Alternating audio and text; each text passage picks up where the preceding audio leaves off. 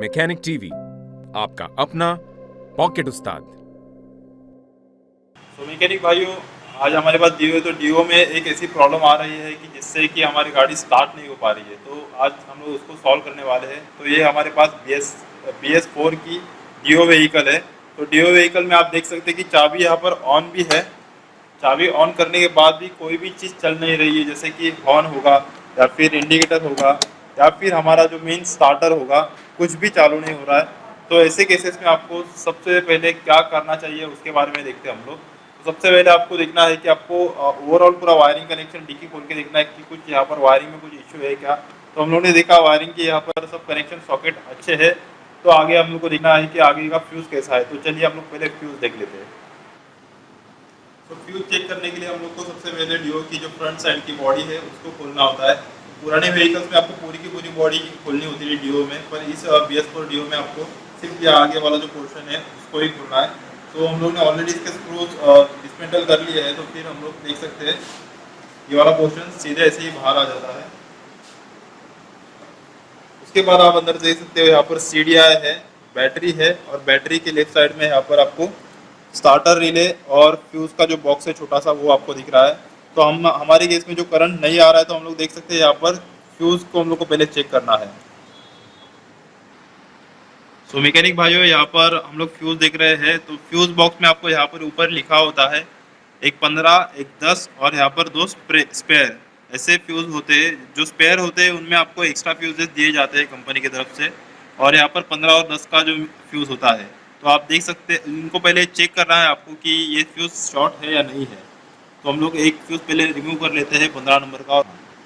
तो 15 नंबर का फ्यूज निकाल के हम लोग देख लेते हैं। तो यहाँ पर आपको दिख रहा होगा कि 15 नंबर का फ्यूज़ हमारा करेक्ट है, इसमें कोई इशू नहीं है और ये सही है। तो हम लोग 10 नंबर का फ्यूज़ एक बार चेक कर लेते हैं। 15 नंबर को अपनी जगह पे लगाएंगे।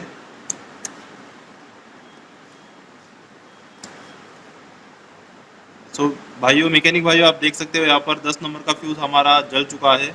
इसमें कोई ना कोई वायरिंग का इशू हो सकता है, तो फिर हम लोग को वायरिंग भी उसकी चेक कर लेनी है। और इनकेस अगर वायरिंग में कुछ इशू नहीं होगा तो फिर हम लोग को जस्ट हमारा जो स्पेयर में जो हम लोग का 10 नंबर का फ्यूज़ था उसको हम लोग को लगा देना है। तो हम लोग देख सकते हैं यहाँ पर 10 नंबर का जो स्पेयर फ्यूज़ है हम लोग यहाँ पर फिट कर सकते हैं। और फिट करने के बाद ही जैसे हम लोग 10 नंबर के फ्यूज़ को फिट करते हैं, तो यहाँ पर देख सकते हैं कि लाइटिंग आ जाती है। अभी फ्यूज़ फिट करने के बाद हम लोग अभी स्टार्ट करके देखते हैं व्हीकल को। फ्यूज़ चेंज करने के बाद हम लोग व्हीकल को स्टार्ट करके देखते हैं। अभी देख सकते हैं कि आप सारी लाइटिंग वगैरह चल रही है। तो फिर हम लोग अभी स्टार्टर को एक बार सेल्फ देके देखते हैं। तो मैकेनिक भाइयों, जैसे कि आपने देखा कि फ्यूज चेंज करने के बाद हमारी गाड़ी स्टार्ट हो रही है अच्छे से और हमारा प्रॉब्लम सॉल्व हो चुका है। तो मैकेनिक भाइयों, कुछ कुछ केसेस में ऐसा होता है कि हमारी बैटरी भी सही है, सारी के सारे हॉर्न, इंडिकेटर, सारी चीज़ें चल रही है, फिर भी हमारी गाड़ी सेफ का बटन दबाने पे सेफ नहीं ले पा रही है। उस केसेस में आपको इसका हमेशा स्टार्टर रिले देखना है। जैसे कि हम लोग ने फ्रंट साइड की बॉडी खोली थी, उसमें आपको स्टार्टर रिले यहाँ पर दिख रहा है मेन। सो जब भी आपकी गाड़ी सेल्फ नहीं लेगी तो फिर इसको स्टार्टर रिले को आपको एक बार किसी मेटल से या फिर किसी पाने से टैप करके लेना है और फिर गाड़ी को स्टार्ट करना है। तो अगर वो गाड़ी स्टार्ट टैप करने के बाद स्टार्ट होती है तो फिर आपको समझना है कि आपका स्टार्टर रिले ख़राब है और आपको उसको रिप्लेस करना चाहिए। और मैकेनिक भाइयों, कुछ केसेस ऐसे भी होते हैं कि जिसमें आपकी स्टार्टर रिले, फ्यूज, सारी चीज़ें सही है, फिर भी आपकी गाड़ी का स्टार्टिंग नहीं हो रहा है, मोटर घूम रही है पर गाड़ी स्टार्ट नहीं हो रही है, और फिर आपकी गाड़ी में करंट भी नहीं आ रहा है। तो फिर आपको चेक करना है कि आपके CDI में कुछ प्रॉब्लम है क्या। तो CDI यहाँ पर आपको बैटरी के जस्ट राइट साइड में लगाया होता है। तो CDI निकालने के बाद आपको सबसे पहले उसके जो स्विचेस होते हैं, सॉकेट्स, उनको चेक करके लेना है। चेक करने के बाद आपको अंदर देखना है कि उनके अंदर कुछ फंगस वगैरह तो नहीं जमा हो गया, क्योंकि बहुत पुरानी गाड़ियाँ होती हैं जिनके अंदर ये सॉकेट्स में फंगस जमा हो जाता है, जिसके वजह से गाड़ी में करंट आना बंद हो जाता है। तो अगर ऐसे कुछ केसेस है तो फिर आपको उसको WD-40 से साफ़ करके लेना है और उसके बाद में CDI को अपनी जगह पे लगा देना है, जिससे कि हमारी गाड़ी में जो स्पार्क प्लग में फिर से करंट आना चालू हो जाए और हमारा ये भी प्रॉब्लम सॉल्व हो जाए। और CDI के सॉकेट चेक करने के बाद भी आपकी गाड़ी में करंट नहीं आ रहा है तो फिर आपको नया वाला एक बार CDI रिप्लेस करके देखना है क्योंकि पुरानी गाड़ियों में या फिर कुछ कुछ गाड़ियों में सीडीआई के अंदर डिफेक्ट आ जाता है, जिसकी वजह से हमारी सारी चीज़ें अच्छी होने के बाद भी करंट नहीं आता है। तो फिर आपको सीडीआई भी एक बार रिप्लेस करके देखना है, अच्छी वाली क्वालिटी का सीडीआई लगा के देखना है, फिर गाड़ी स्टार्ट करके देखना है। अगर स्टार्ट होती है तो फिर आपको समझना है कि आपको पुराना वाला सीडीआई फॉल्टी निकला है। तो मैकेनिक भाइयों, गाड़ी में आपके स्पार्क प्लग में करंट आ रहा है या नहीं आ रहा है, उसको जानने का सबसे अच्छा तरीका है कि आपको सबसे पहले उसका स्पार्क प्लग आपको निकाल लेना है।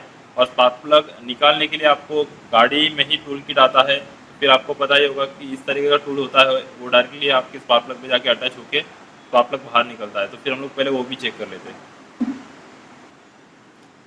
तो मैकेनिक भाइयों, हम लोग ने अभी अपना स्पार्क प्लग निकाल लिया है और उसको हमारे जो सप्रेसर कैप या फिर प्लग कैप बोलते हैं हम लोग आसान भाषा में उसमें, तो उसको हम लोग को उसमें अटैच कर लेना है। और उसके बाद में चेक करना है कि गाड़ी में करंट या फिर स्पार्क प्लग में करंट आ रहा है या नहीं आ रहा है। तो उसको चेक करने का सबसे अच्छा तरीका यही है कि फिर आपको स्पार्क प्लग आपके सप्रेसर कैप में अच्छे से दबा के फिट करना है।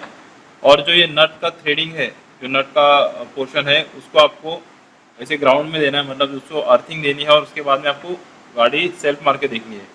तो मैकेनिक भाइयों, आपको ये भी बात ध्यान रखनी है कि जब भी आप ऐसे टेस्टिंग करोगे तो आपके हाथों में ग्लव्स होने चाहिए, या फिर आप इस सप्रेसर कैप को पकड़ या फिर पाने की हेल्प से पकड़ लेना, क्योंकि इसमें करंट आ जाता है तो फिर आपको जोर का झटका लगने के भी चांसेस हो जाते हैं। तो मैकेनिक भाइयों, हम लोग ने स्पार्क प्लग की कैप को पकड़ से पकड़ लिया है और उसको अर्थ दे दिया है, बॉडी ग्राउंड दे दिया है। तो उसके बाद में हम लोग देखते हैं सेल्फ मारने के बाद हम लोग को पता चलेगा कि स्पार्क प्लग में कुछ इश्यू है या नहीं है। तो फिर हम लोग सेल्फ मार के देख लेते हैं।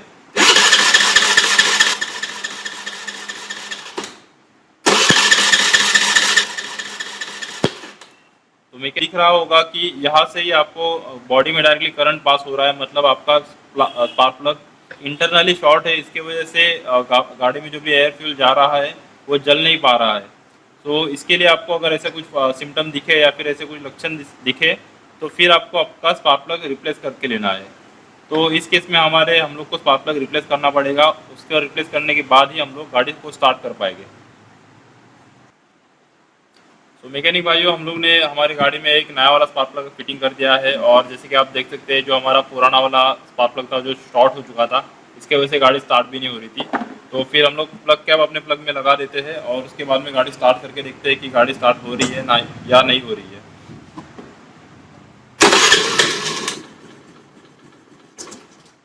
तो जैसे कि आप देख सकते हैं कि गाड़ी स्टार्ट हो रही है और गाड़ी में कोई इशू नहीं है अभी। पहले गाड़ी के अंदर स्पार्क प्लग शॉर्ट होता है, इसलिए गाड़ी स्टार्ट नहीं हो पा रही थी। और मैकेनिक भाइयों, कुछ केसेस में ऐसे भी होता है कि हमारे कस्टमर हमारे पास गाड़ी लेके आ जाते हैं और बोलते हैं कि गाड़ी चलते चलते में ही बंद हो चुकी है, या फिर गाड़ी में से पेट्रोल लीक हो रहा है, ऐसे भी कुछ बार बोला जाता है। तो आपको उसके लिए कभी भी आपको ये दो पाइप के ऊपर ध्यान देना होता है, जो हमारे पेट्रोल का सप्लाई में बहुत ज़्यादा हेल्प करते हैं। तो ये होता है, जो मैंने राइट हैंड में पकड़ा है वो है सक्शन पाइप, और ये वाला है जो हमारा पेट्रोल का सप्लाई पाइप, फ्यूल पाइप। तो इस सक्शन पाइप में से जब भी फ्यूल खींचा जाता है तभी वो पेट्रोल यहाँ पर सप्लाई होगा। तो फिर हमारे कस्टमर कभी कभी गाड़ी बंद पड़ने के कंप्लेंट लेके आते हैं चलते चलते ही। तो फिर आपको ये सबसे पहले ये पाइप देखना है, सक्शन पाइप, कि ये अगर निकला होगा तो फिर आपका फ्यूल सप्लाई वहाँ से बंद हो जाएगा, और ये अगर बंद होगा तो ही आपकी गाड़ी में फ्यूल आना चालू हो जाएगा। तो फिर ये भी एक केस है कि जिसमें आपकी गाड़ी स्टार्टिंग ट्रबल दे सकती है। और सेम कंडीशन में जब कस्टमर आपको बोलता है कि आपकी गाड़ी चलते चलते बंद हो चुकी है, तो फिर आपको उसके लिए, अगर ये आपके पाइप सही है तो फिर आपको सबसे पहले एक बार देखना है कि किक कैसे जा रही है। किक अगर फ्रीली जा रही है तो फिर आपको समझ लेना है कि गाड़ी में कंप्रेशन का इशू है, कंप्रेशन डाउन हो चुका है। तो टेम्पररी कंप्रेशन डाउन का प्रॉब्लम सॉल्व करने के लिए आपको यहाँ पर जो कन्वर्टर पाइप है, इस कन्वर्टर पाइप को बाहर निकाल के इसके अंदर 2 या 3 बूंद इंजन ऑयल के, साफ इंजन ऑयल के आपको यहाँ पर इसके अंदर डाल देने हैं, और फिर से इस कन्वर्टर पाइप को अपने जगह पे लगाना है, जिससे कि जो हम लोगों ने ऑयल छोड़ा है वो डायरेक्टली हमारे पिस्टन के अंदर ऊपर या फिर सिलेंडर के यहाँ पर जाके टेम्परेरी कंप्रेशन बना लेता है, और जिससे कि हमारी कंप्रेशन डाउन होने की प्रॉब्लम सॉल्व हो जाती है और हमारी गाड़ी 1 किक स्टार्ट हो जाती है। ऐसे और भी वीडियोस देखने के लिए गूगल प्ले स्टोर से मैकेनिक टीवी ऐप डाउनलोड करें।